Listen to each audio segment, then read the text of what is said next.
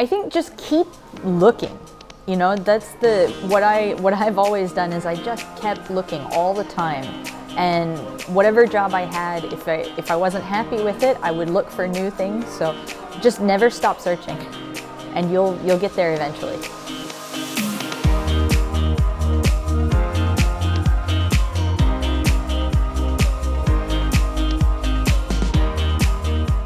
Hi, I'm Meggie.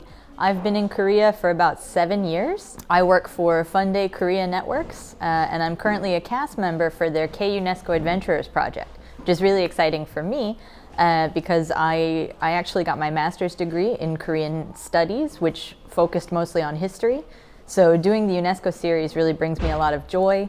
It makes me feel pretty valid and happy. So I'm using my education right now with my job, and that's cool. I do editing various documents for the English portion of our company, and I also do some on-camera work and some personality work for several events and other things. They had an audition process, and I went into the audition. I was fully prepared to show them how much I know about K-UNESCO and cultural heritage and all of Korean history, and I was super shy in the interview. But once the cameras were on, I was totally cool and relaxed, so I think that's why they picked me. I am not satisfied with my Korean language ability, but I keep studying, and everybody at Funday and the K-UNESCO project in general is really kind and patient, and they wait for me to finish my sentence in Korean, and they help me understand with some English, so communication isn't perfect, but it's better than I could hope. For me, I'm a bit of a nerd, kind of a know-it-all sometimes, so I get really excited about history and culture.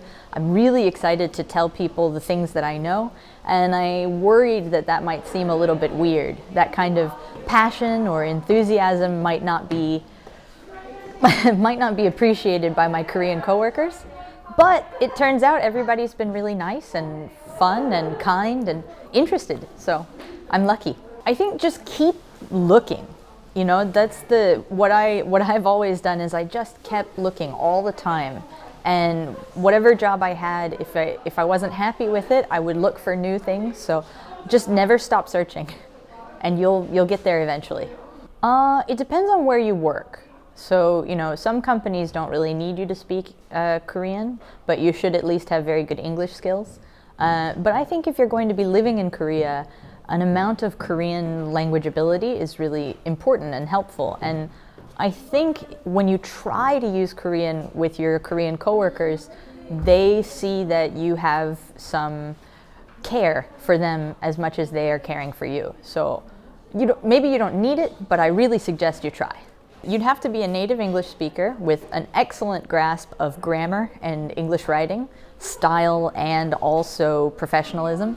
And you'd also have to be really comfortable with your face being on everything, because that's what happens when you're when you're a performer or a personality or just an on-camera person. You have to be okay to see your own face a lot. So prepare that.